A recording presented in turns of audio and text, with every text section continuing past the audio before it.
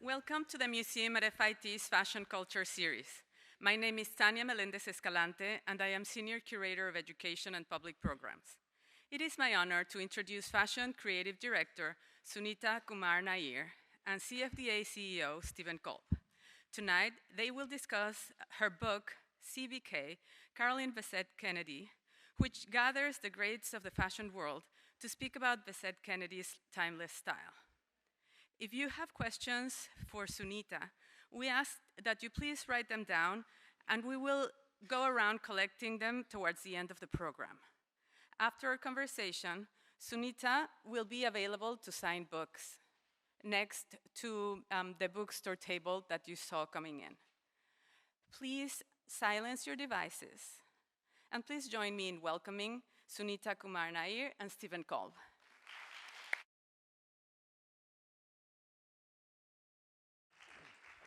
Thank you.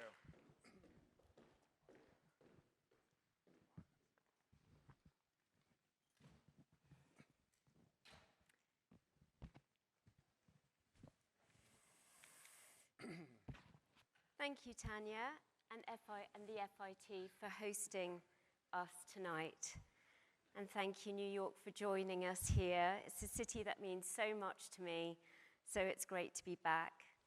And of course, to Stephen Kolb for being here tonight, for being part of this event. My book, CBK, Carolyn Bessette Kennedy, A Life in Fashion, was the first book of its kind, a celebration of Carolyn's life then and now. Stephen, it feels particularly noteworthy, speaking in one of the renowned fashion institutions here in New York, on Carolyn's fashion life, a posthumous fashion honor for her. So thank you for giving her this moment. Well, thank you for including me tonight. So I guess one of the reasons that we're here is the book that I've written and why I wrote it. So quite simply, there wasn't one out there. Carolyn, for me, had popped up intermittently in my life, in my magazine Fashion Life, and she would be there when I was working sometimes alongside with her colleagues. Sometimes I would see Carolyn on mood boards for designers after their shows. And I had the first epiphany moment when I was sitting in a dark, dusty WWD archive room and looking supposedly for some research items for a Vuitton show, where I found a stack of newspapers documenting Carolyn's social life during her very short public life, actually. I realized looking through it what a master superstyler she was and what an incredible eye she also had. It also occurred to me that not many people had probably seen something like that, and that kind of, those images for her stuck in my mind. Fast forward to around COVID, and I am speaking to a friend of mine who's the lead lecturer at Central St. Martin's, and she mentions to me that at least one of her students once a year uses Carolyn as their inspiration. And so I kind of pondered on that, and there she was again popping up in my life. And I thought, why isn't there a book written on Carolyn's fashion life? And so I kind of had this vision of seeing a book of hers in a fashion library. And also on people's coffee tables. I did want it to be relevant to everyone in different ways. So when I came up with the idea of doing the fashion book and speaking to the fashion leaders, Yohji Yamamoto, Mario Sorrenti, and to you, Stephen, it was a floodgate because everyone wanted to speak about their feelings on Carolyn, her significance to them creatively and personally. So my first question to you, Stephen, is what does Carolyn mean to you and being part of the book when you agreed to be part of the book?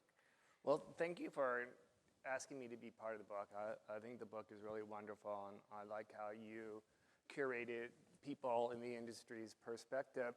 The truth is, for me, was more about her husband, I guess, than her so much, because I didn't work in fashion when Carolyn was alive, but I think we all have the Kennedy family as this royal American entity that we admire and we follow, we love, we hate, and even their relationship was very kind of combative at times, right? And so they were in what was then page 6 or the column. So most of my knowledge about her was really his girlfriend or his wife or the woman who died in the plane with him. So fast forward when I came to CFDA, I think that's when I really kind of moved away from that kind of drama and more about who she was as an executive, as someone, as you said, had great style and influence, and also just in her position at Calvin in PR. I think she represented kind of a shift where the person on the team, the employee, was the muse as much as they were the person working for the designer. And if you think about what that would look like today, she probably would have been called an influencer back then, right? Whether she would have liked that term or whether she would have embraced what influencers do or how they present themselves through social media or oversharing, I'm not quite sure, but she really very naturally embodied the brand. And also, I think she was the quintessential American woman. Yeah. I mean, the truth is, she didn't wear a lot of American designers, but she dressed like an American woman. There was a rich casualness about her.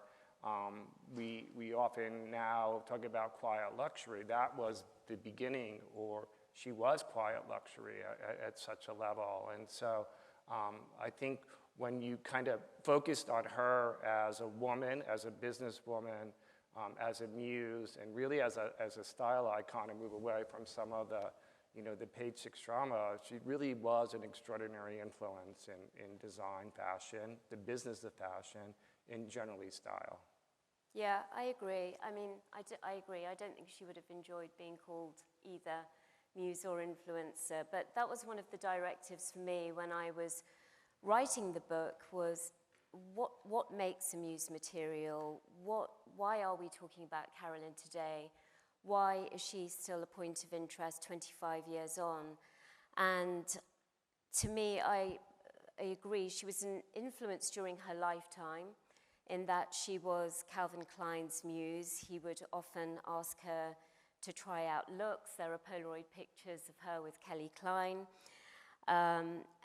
You know, she lived and partied and worked with him, and also she had a very beautiful bond with the in-house designer at Calvin Klein, Zach Carr, and she was his ad hoc model, as well as, I guess he would cite her when he would be thinking about her designs. She was an influence also during her public life as Mrs. John Kennedy Jr., and I think the fact that she chose to issue the usual patrician labels that Kennedy women previously to her, such as Chanel and Dior with the signature hardware and fabrics, she kind of decided to just go for her own path, right, and just make it her own. And she just stands out when you look at her in these public Met Gala or these public black tie events where all the women are quite decked out quite opulently. And then she's just this like breath of cool coming in, you know, and you don't know what the designer is, who is she wearing.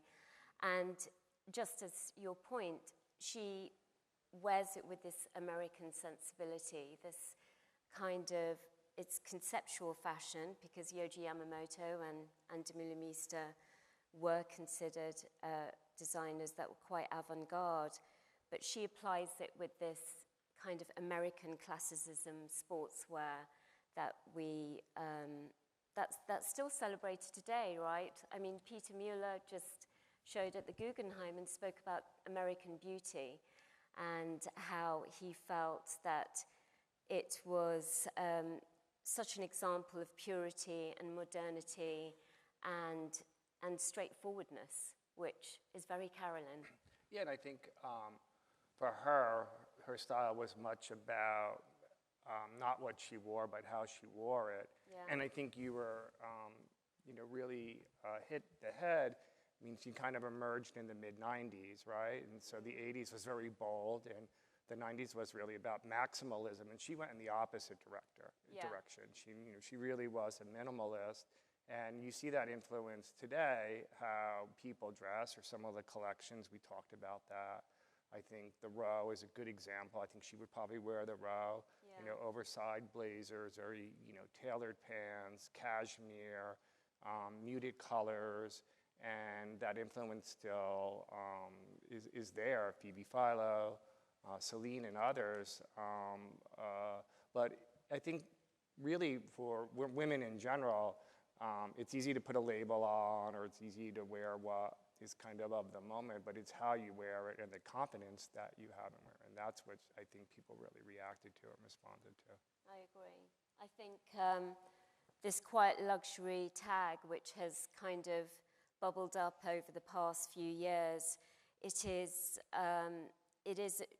kind of harking back to the days of old money, where you would have these investment pieces.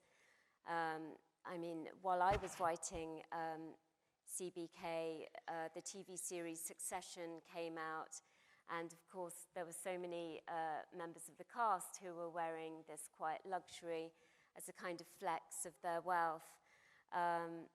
But to me, I think when you are doing quiet luxury, it is anti-logo, it is anti-trend, and it is asking the wearer to define their identity through their clothing, as opposed to the clothing making your personality. And Carolyn did that in abounds, right? Yeah, and I also think you look at something like quiet luxury, it's an investment piece.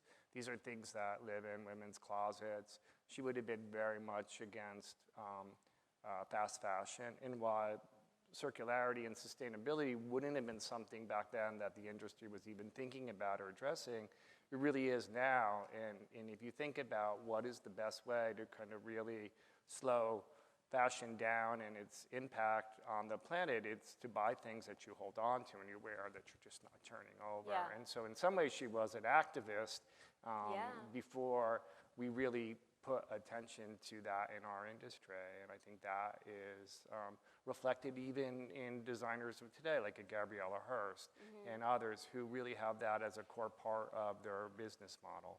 I agree. I think what's interesting about this is that, for me, it's more important to address the slow fashion, to think about being a considered buyer or a conscious buyer. And I see quiet luxury as a kind of statement of your social class, whereas slow fashion is just being more considered and really taking into consideration what it is you actually like and what it is you want to wear. And this could be a piece that you could pass on. What do you think about the cost of these pieces, Stephen? Because Geoffrey Bean once said that only the immensely rich can afford to dress so simply. So yeah. There you go, Lauren Levinson clapping. And there's a woman who has style and dresses how she wants and doesn't really let necessarily the label or the style define her. It's how she puts it together. So I'm always impressed by how you look. Look, I think there are many levels of fashion, right? And I think there's a lot of way that we can access that style that isn't about going to the fast fashion. Upcycling, repurpose. More and more people look at sites like The Real, or if you're a real adventurous shopper and you kind of dive into Housing Works or whatever the thrift store is in your community, or even down to the Salvation Army. I know for me, even when I'm in the country and I'm going through the racks, I found beautiful, like cashmere, Brooks Brothers, cardigan sweater, right? Yeah. So I think that it's possible to kind of connect to that type of dress or kind of further a sense of style.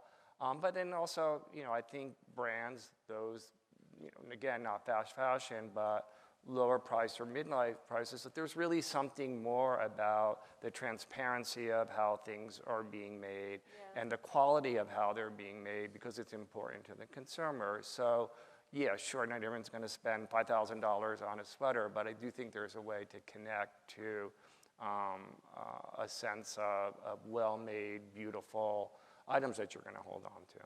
Yeah, and which you could essentially pass down to, say, your daughter or your son, and it's an heirloom to keep in a way. I think when I read what Phoebe Philo said about her brand, and that she was thinking about considered pieces, and that it usually takes time and it costs, that was her explanation for these prices and why it's rising so high. But just as Carolyn had lived, she had spent what she needed and borrowed for some of these public events, as we well know. And she was a great thrift store keeper, which I thought was really interesting, that she would hang out in What Goes Around Comes Around and spend the whole afternoon looking for the right pair of corduroy pants that was worn in, So I think there's a lesson to be learnt in the way that Carolyn had lived and what her fashion life was. And a lot of friends spoke about how she had about 30 to 40 pieces within her wardrobe and would borrow or thrift buy from there. Yeah, I mean, I think again, the upcycling or the thrift store approach, what goes around, real. We have a new partnership at CFDA with eBay, and during Fashion Week, they called it Repurposed Fashion Week, and they did a show, and they had a stylist, and he shopped eBay, and it was the most beautiful fashion show, because you had Ralph Lauren, you had Tom Ford, you had all of these great designers, and it was all stuff that just came right off of eBay. So I think more and more businesses that haven't even focused on that repurposed item are moving in that direction. And even recently I met a young man on Monday, and his whole thing is he's making these beautiful suits. He's just going to thrift stores, but he's then embroidering them and making them quite special. And these are kind of pieces that he'll have and share with friends and family. Yeah. I think I wanted to ask you about her bridal dress, because that was quite a big moment, wasn't it, for the American fashion industry? I remember speaking to Fern Malice about it, and she said that she broke the internet, if there was an internet at the time, kind of thing. What do you have any memories of that wedding dress? And yeah, I think she would have broke the internet if there was internet at the time, kind of like the paper magazine cover with Kim Kardashian that broke the internet. I guess my connection to the dress is through the designer, Narciso Rodriguez, who had worked at Calvin. That's how she knew him, and they were friends. And I guess even the last time we spoke, we talked about the dress. We had done, in the beginning of the year at CFDA, we had an auction at Sotheby's where we had asked American designers to donate classic pieces, iconic, historic pieces as part of a fundraiser we're doing. And I wanted him to give, because there were two dresses, right? And he still has one of the dresses, and I wanted him to donate the dress, but that didn't work out. Good try, though. Yeah, I did try. Again, I think that the dress was very modern for the time. It was very simple, and it spoke to her sense of minimalism. And she looked beautiful. Obviously, it was like a royal wedding of its sort, so it got a lot of attention and a lot of photographs and a lot of play.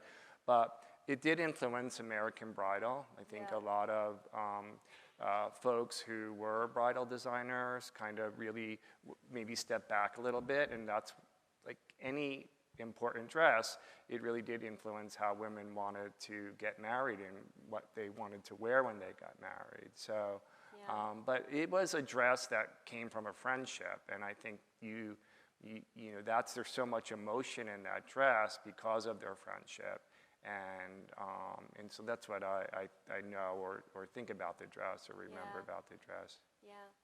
Well, from my point of view, when I was doing research for the book, I was surprised to learn that a lot of her friends had said that Carolyn had loved shift and slip dresses and would wear them in various ways. I guess this was part of her super styling. Sometimes she'd wear it with a white t-shirt underneath, or she'd let one of the straps fall off her shoulders and the dress would kind of drag on the floor, which I can't imagine her doing, but I guess she went through a sort of grunge phase there. Or she would play with proportions and wear a big sweater.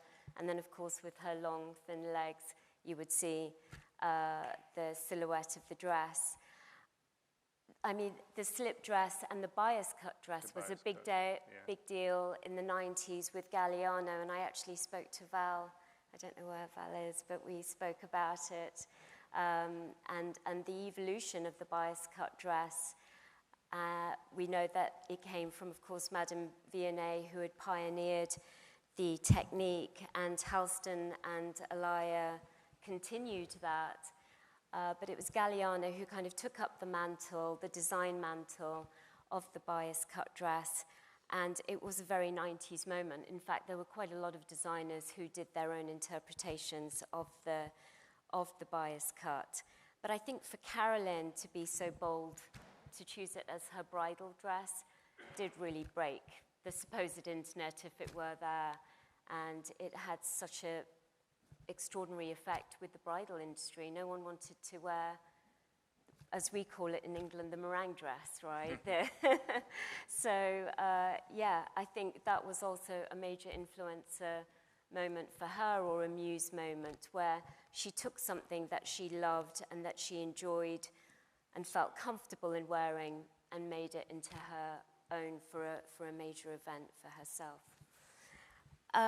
Moving on to Carolyn's career in fashion, being as we're talking about all the parameters of Carolyn's fashion life. She started off in a mall, which was quite unusual, and she was handpicked by corporate who kind of discovered her confidence and style, and she had an uncanny resemblance to the Calvin Klein campaign model at the time, Elaine Irwin. So she was kind of cherry-picked there and moved to New York, where she worked in the VIP sales at Calvin Klein. And I like to call it the kind of University of Minimalism, because Calvin Klein then really did take on that side of American fashion. And then from there, she graduated to PR and then working with creative.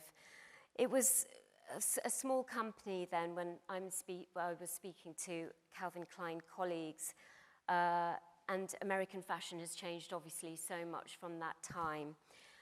When we're thinking about 7th Avenue, I remember speaking to Donna Karan about her sharing the building with Calvin Klein and how she would see employees in the elevator and you could guess who worked for who in the elevator, which I thought was just very telling of how employees really embodied what the brand's aesthetic was about. What are your thoughts about where we are today with American fashion? I read in my little London study about M&J trimming closing down, and I felt a bit of a sad feeling of where the kind of industry,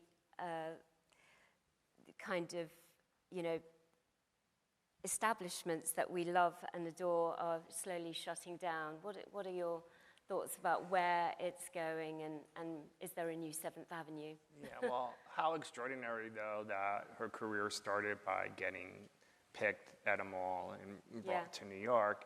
I think that's very indicative of the opportunity in American fashion and a good example what I think is a very democratic industry and always has been, right? So unlike the, say, counterparts in Europe that are more gated and guarded and more difficult to penetrate, I think whether you're in the business, whether you're in PR, or you're a designer, you have more opportunity here. And I don't think that's changed from those days. I still think there is this sense of entrepreneurial spirit, and everybody has a spot in fashion. And so even know that when you look at some of the designers that are current, using Joseph Altazaro as an example, when he started his business 20 years ago, he could have started that business anywhere, Paris, London, New York. His family lived in London, but they intentionally chose New York because they knew that the access and the support for a young designer is greater here. We talked backstage a little bit last night. We celebrated the 20th anniversary of the CFDA Book Fashion Fund, which is a young talent program where we award grants, business grants, and mentorship to promising next talent. And I think that sense of support or camaraderie, and Diane von Furstenberg, when she was the chair of the CFDA board, she always said that it doesn't exist like that in Europe. And so in American fashion, we have that community, that sense of family. But look, any industry, if it doesn't change, it becomes irrelevant. And so whether we like it or not, we're forced to change, and where we can really be more about innovation, always about creativity. Like my current chairman, Tom Brown, that's the one thing he's always like, everything we do has to start with creativity, right? And so that hasn't changed. But yes, manufacturing has shifted, but then you see a resurgence of made in New York or made in America. We've done a lot of work with the factories in the garment district, but just to really kind of make them more tapped into technology that allows designers to experiment and do something different.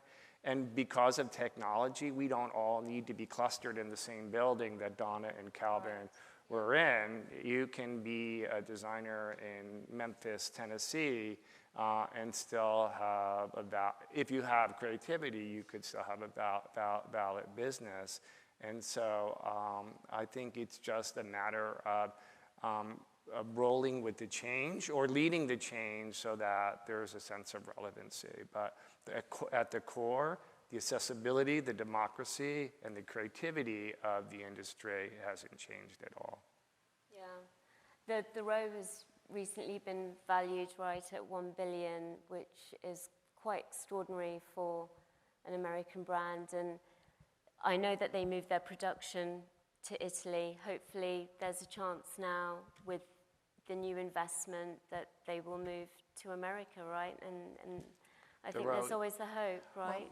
Well, early on when they started, Mary Kate and Ashley, they were passionate advocates for the garment district.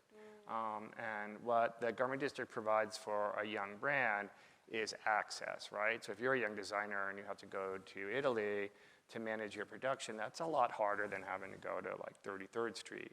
And it's also, for a young designer or a young brand, you want that proximity because you want to really keep an eye on the control, the quality control of the product, but also your numbers, what you're actually able to produce. There's more leadway if you are local, right?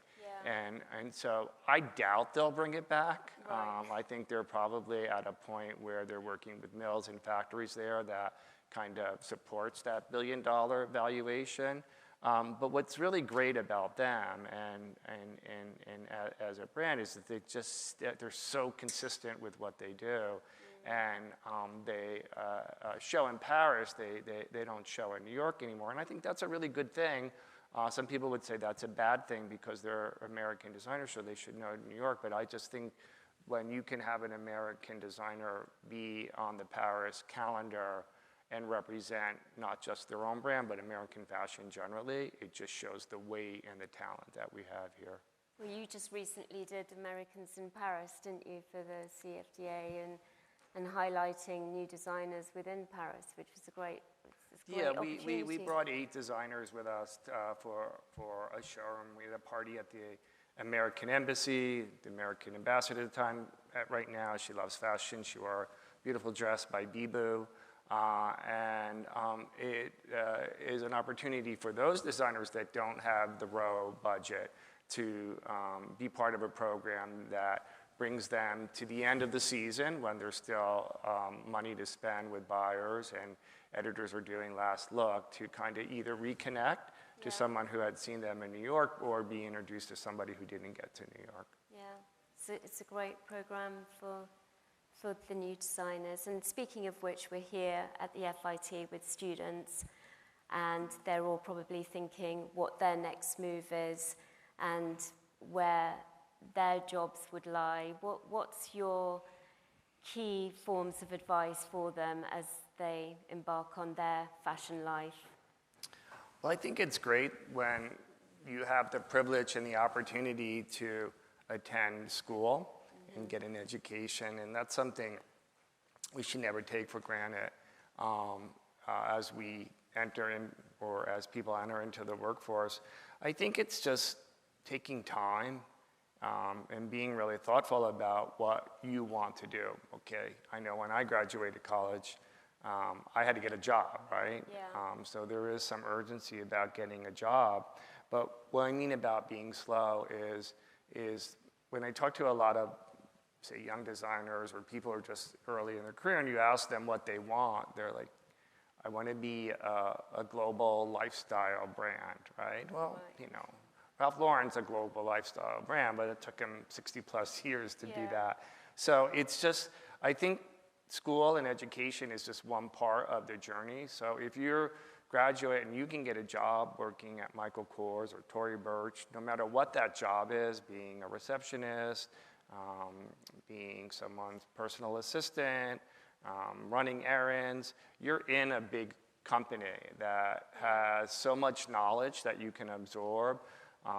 You can get a better sense of how to source fabric, where to source fabric, how things are shipped, what relationships exist with retailers. And it's just another way to spend some really good time to take that, like, quote unquote, next level of education. And for a lot of people, you can grow within those companies and get really wonderful, fulfilling, creative jobs that allow you to live a life. And sometimes that's good enough, right? Not everybody needs their name on a label, but for that person who aspires or who wants to take that leap, it's just, and Raul knows this, and anyone else who's a designer here, it's not easy. It's a gruel, and you're always faced against a wall. So you have to just want to really do it and love it, and know that there's a lot of sacrifice, and no one will come and hand you an order or write you a check. You have to make it all happen. And so without that drive, it's probably just not go in your own direction. I spend a lot of time with Tom Brown doing visits to young designers, and they see Tom Brown, who's 20 years in business, and they think he sold his company to Xenia, right? And they think like, wow, he had it easy, but he says there was a point where he almost went out of business, and everything he did, and even when he got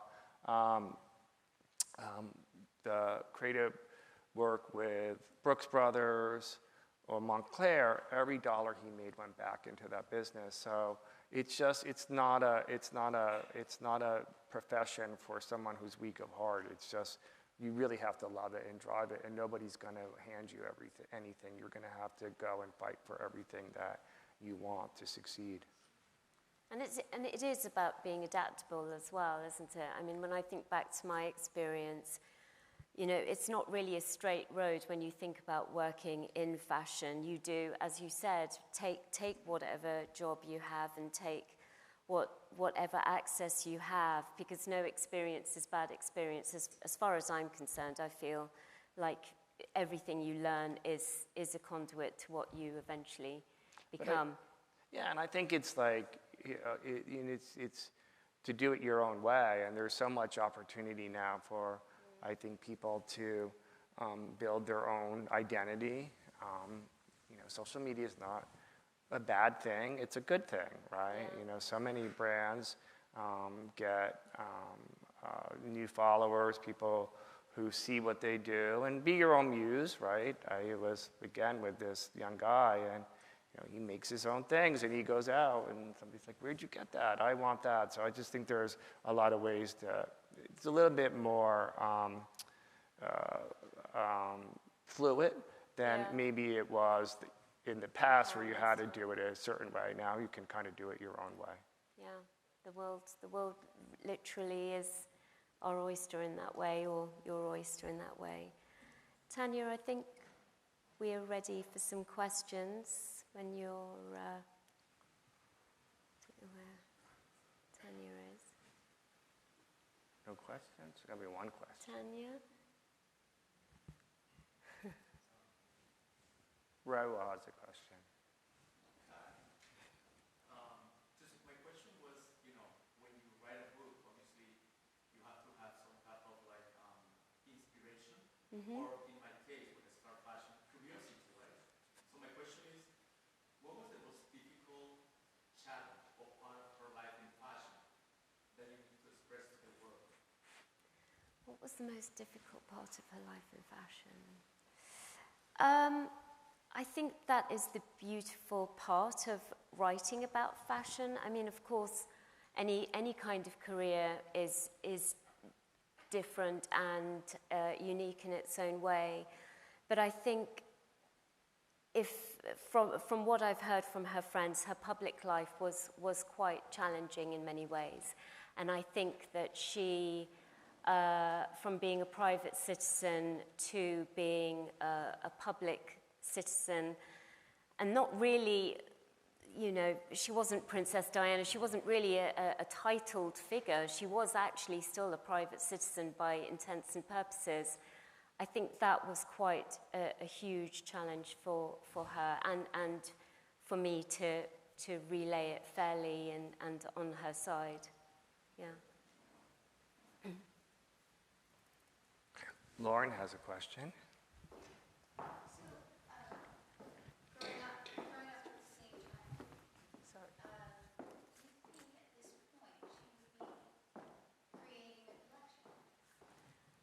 I don't know. What's the question? If she would be? Would she be creating a collection?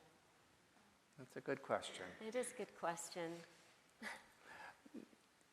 Maybe. I mean, I think that she, you know, like if she was living in this day and age, she, you know, she would have a different perspective than she had then, or different opportunity then.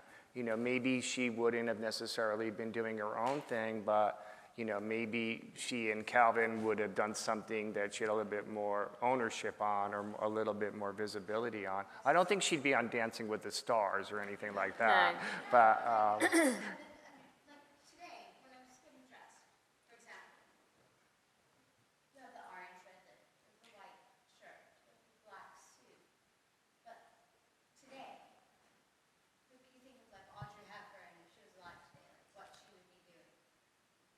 With social media, like going forward 20 years, what would she be doing today? Would she be working with Narcissistic? Would she be like doing something? Forget the influencer. She would not be an influencer. Like she was beyond an influencer. yeah. Okay? I don't know who's like, Yeah. like we're all that age. Okay. So, like, what would? I mean, I think. I need this. Yeah, no, she. Like, would she? I think. Would she? I mean, We need it for the video. I think she could do a lot of things. I think, think of someone like a Lauren Santo Domingo, right? She's the creative director of Home at Tiffany, so it could be something like that. Or Deborah, you own a boutique, right? You're a retailer. Maybe she'd have a shop that would be, some of her favorite designers. Maybe she would be a curator, guest curator at Sotheby's. I think there'd be a lot of things that she could do that fit a very elevated sense of her style. But I mean, I know that she was a huge researcher, a big reader. One of her very close friends told me this really funny anecdote that sometimes you just couldn't get her off the phone because she would be talking about what was going on in this newspaper, or she'd read this article in the New Yorker, and what did he think about this? And I think she was a huge absorber of information. Even Mario Sorrenti spoke about how he would sit with her and she would look through his notebooks. I think this curious eye, this need for information would always be part of her and was part of Carolyn. And I think that's why she always broke from the norm. I think that's why she went against the grain and she didn't wear Dior or Chanel. She thought outside the box.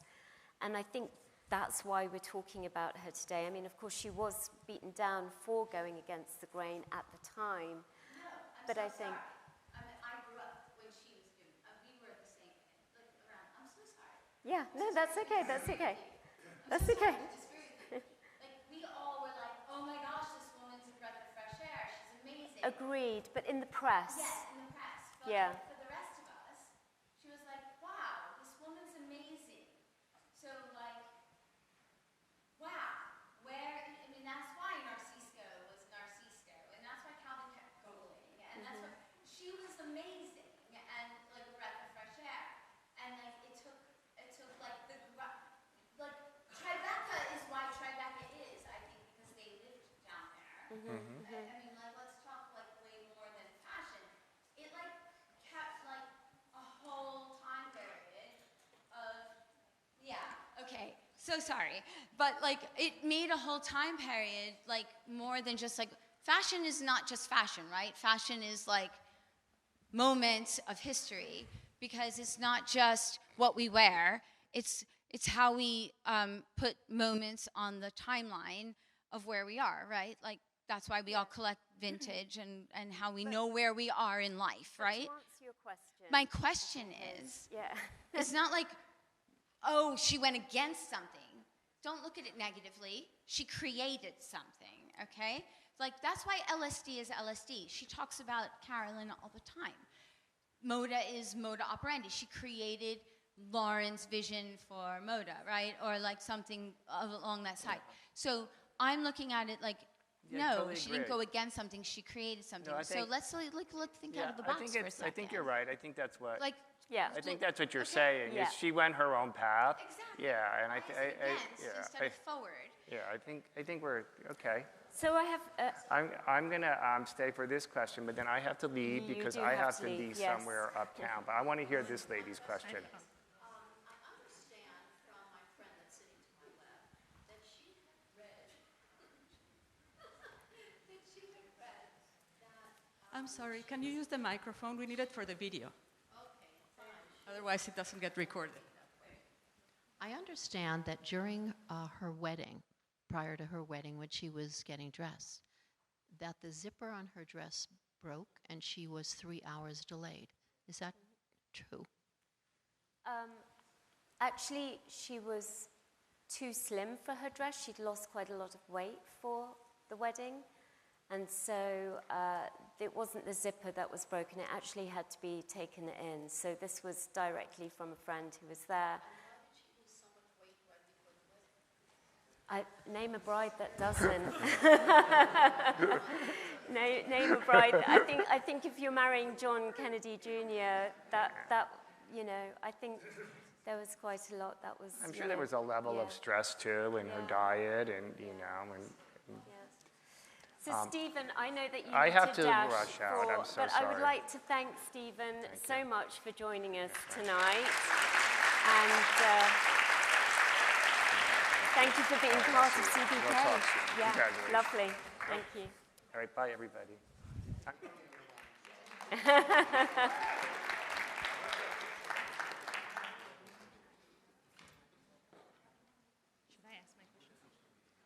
Hi.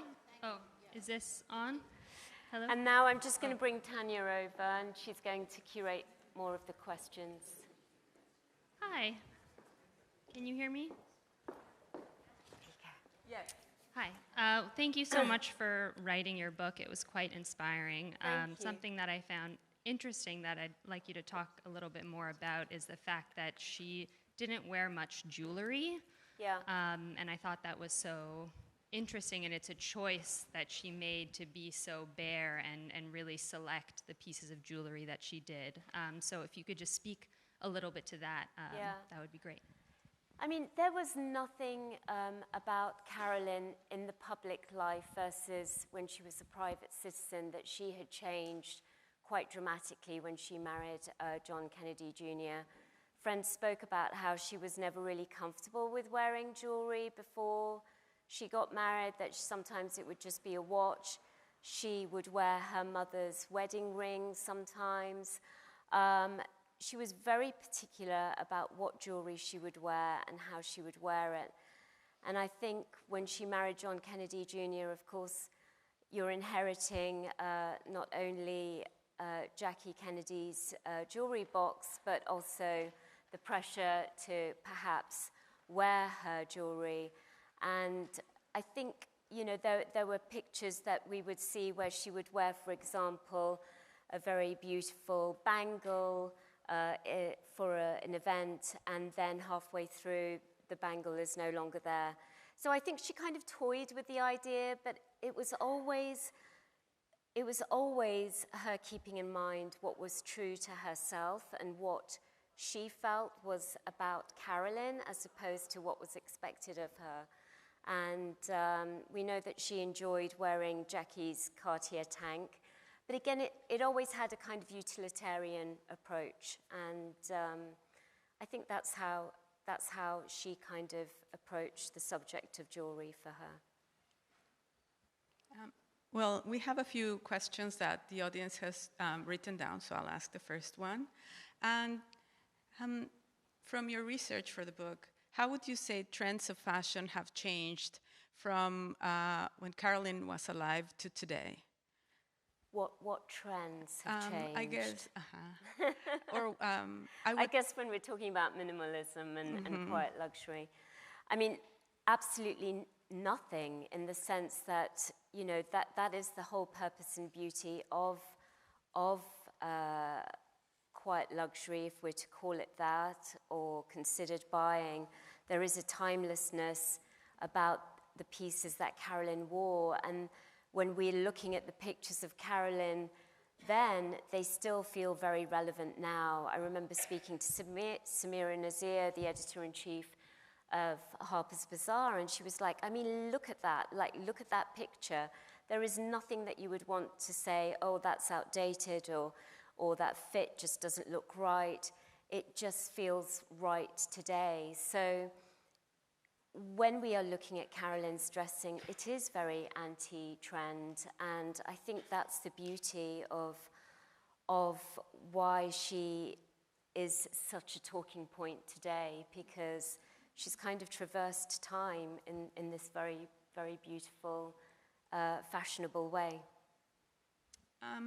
And there is a question here about a few of the designers who you interviewed for the book. And what would be a couple of the things that really caught your eye of what the designer said about her, looking back at what she meant to them? I think, you know, speaking to Peter Mueller of Alaya was just very touching, because we spoke on several occasions about her. He actually has his dog named John Jr., so he is a personal fan of the Kennedys.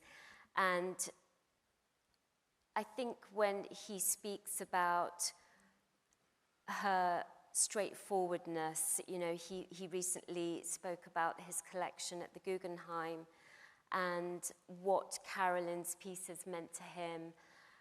They make such an impression on designers, and I think it's just so fascinating how you can have an imprint of something or someone and what they're wearing, and then give it your own interpretation. What she means to Carolyn is obviously so significant because he wanted to be part of it, but that really struck my mind. And also Wes from Carolina Herrera, he was actually one of the designers whose mood board I saw when I was at W Magazine, and he had different pictures of Carolyn, and I still see drips of Carolyn even in his collections today at Carolina Herrera. So she really was muse and is muse material for so many designers. And Alistair McKim, who styles so many shows, referenced when we were speaking how at Marc Jacobs they were taking elements of Carolyn's styling for their shows. So it's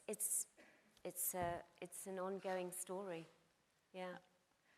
I agree, and I think she was very inspiring when she was alive, and she continues to be very inspiring, not only to fashion designers, but even to regular people as a style icon, right? Yeah. And I guess this is the question that always gets asked. Mm-hmm. What is the next project that you're working on? Oh my goodness, I do have another idea that I'm kind of cooking up, and hopefully it'll be as enjoyable as all of you have enjoyed CBK. But yeah, it was really a joy writing CBK because, as I said, she came very intermittently in my whole fashion life, and by the time it was COVID, I was like, okay, I got the message, I'll do it, you know. And living in her world, that was just very meaningful. Her relationships with designers during her lifetime, it wasn't about accumulating. You know, Mr. Blahnik said she had the whole shop to her disposal, and she would just pick one pair of shoes, insist on paying. She would coo over the drawings for the next collection. So it really was about relationships and about people for her, you know, and all the people who were part of her wedding day were friends she knew and loved. So I think that's just something to really remind ourselves. That is so inspired, what you just said, and it's a reminder that she was truly a fashion, a person who loved fashion in a very profound way. And I'll pass the microphone to you for another question. Thanks, Tanya. I just thought of this question, so I didn't have a chance to write it down. From what I believe, some of her clothes are coming up at auction soon. And I was wondering, in your research for the book, did you have a chance to see any objects from her wardrobe or any of her garments in person? And what do you think about the auction? I haven't seen any of her personal items in person. I got to speak to one of the people who is mentioned in the book. I'm very careful about, you know, to name anyone, but she had shown me through our Zoom one of the pieces and why she's kept hold of it. I think it's always very beautiful to see these treasured pieces. There are so many Instagram sites that are now collecting 90s archive and reselling them, and this is exactly how Carolyn lived her life. And this is a way for her legacy to continue. I think anything that's bought for posterity and for fashion and given to charity is again, a meaningful way to use Carolyn's fashion. So, yeah, maybe that's something to think about. Maybe a live version of Carolyn's pieces at some point.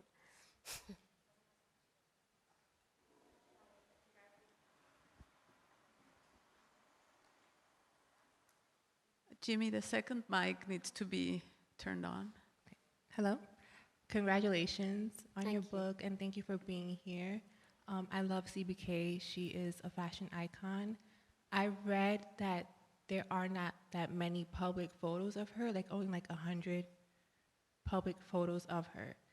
So my question is, in today's age, which I think we all know the answer to, we could know the answer to this, in today's age with social media, do you think she would be on social media like Instagram in today's age? I think definitely not.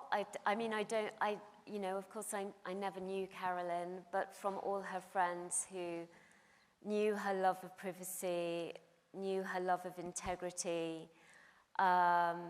she really did honor that side to her. And I think that was probably a very appealing factor for John Kennedy Jr., because he was so in the public forum. To find a partner who married him purely because she loved him and not because of who he was. We know from friends that she really kind of grappled with the proposal and whether she would be taking a big gamble on her privacy. So I'm going to take a guess that she wouldn't be on Instagram, but you know, I think it was Phoebe Philo who said the coolest thing is to not be on Google, and I think these days we're all feeling the pressure to present ourselves and show who we are, and you know, maybe we don't need that. I don't know, you know, and maybe Carolyn would if she were around, ask us, do you really need that? How old would she be now? I think she would be in her early 60s or late 50s, early 60s now. Yeah. Are there any other questions? If not, please. Oh, I see. You can see Someone with a microphone. over there. Uh-huh.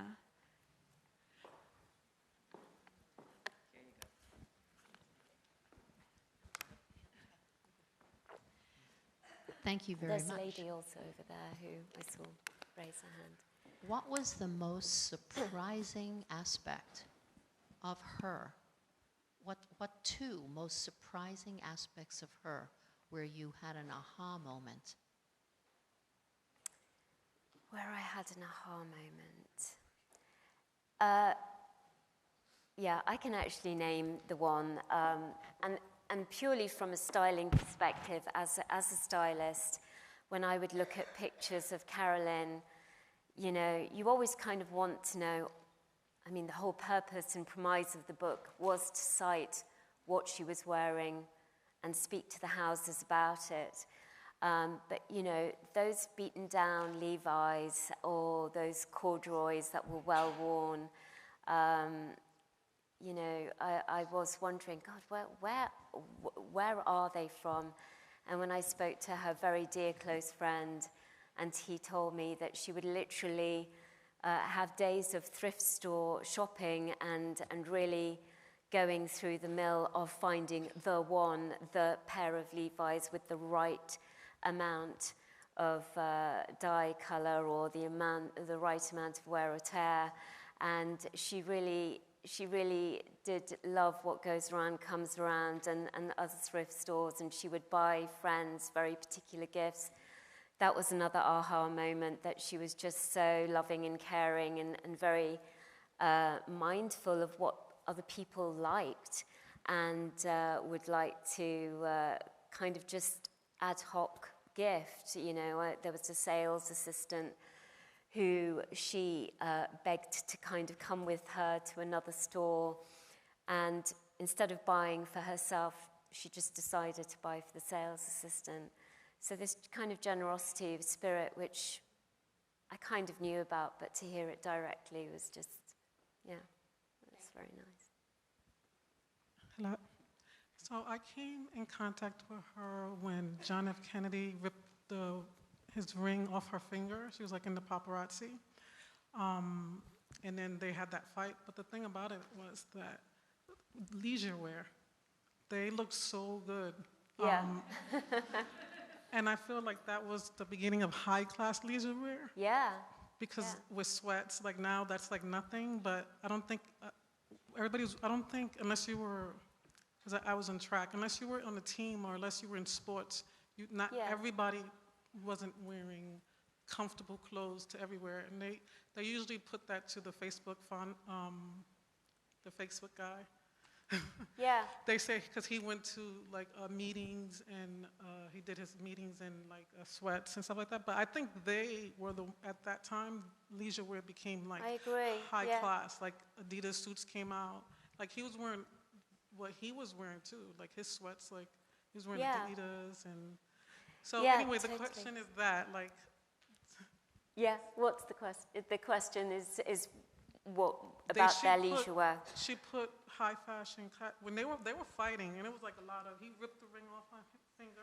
She took it back. She grabbed him by the neck. She was like, and the thing is, there were magazines, you know, because I remember being a kid. So you going by, but the thing you were saying was, wow, those sweats look good. Those sweats were good. They were brilliant. Yeah, they were brilliant. They really lived and breathed that kind of lifestyle, that cross-transitional lifestyle between, smart, casual wear to John Jr. wearing his kind of suit with his beret back to front or chinos, or he lived and breathed it, and Carolyn kind of hopped on that bus in a way. And that time was just a very formative time of where you would find people wearing technical sneakers with their general clothes. I mean, today we see it so much, but at that time it was pretty groundbreaking, and they really did just own that, simply because they did have a very active lifestyle, but. There's this kind of sense of ease that they both portrayed, and when they would go out to visit friends out in the country or upstate or in Cape Cod, they really had that kind of active leisure wear that you're talking about. And those sweats were good, I agree, yeah. Hi. Hi, nice to meet you. My name is Esther. Hi, Esther. I'm a really, really big fan of Carolyn and your work as well. Oh, thank and you. I also wanted to thank you. But my question is on politics, actually. But because she had a very, very influential position, right? Because she was married to, a Kennedy. So how does this position change and shape people's views on politics? And also, today, how is she still playing a role in politics, even right now? How do you think? Wow, that's a really that's a tricky question, because she was married in a very big political dynasty, right? And I think. During her lifetime, she was very supportive with John for his George magazine, and he really took on the whole form of politics and the subject of politics. I think she didn't really get too much into the subject matter, but kind of more curated the vision part of that magazine, and that was really her strength, and obviously her background coming from her Calvin Klein days. As to her politics now, I would assume that they would remain the same. You know, when I think about Carolyn's life, she was such a champion of the underdog. So many friends would say that she would buy the seamstress a coffee, or she would champion someone who really needed her support. Another friend spoke of John Jr. asking one of the, maids who were there at his wedding to attend his wedding. So there's this way in which she embraced all people, and it was one of the reasons why I included one of the sales people at Yoji, because she had this way of treating people, no matter what color, creed, even political leaning, exactly the same way. And 4 or 5 friends would say the same thing. And, you know, we have labels for these things now of like diversity or supporting certain leniencies. But, you know, she kind of lived that at that time, and I think that was just such a forward-thinking way to be, and probably one of the reasons that John Jr., you know, kind of felt synchronicity with her. Well, will everyone join me in thanking Sunita for her talk today? Thank you so much, guys.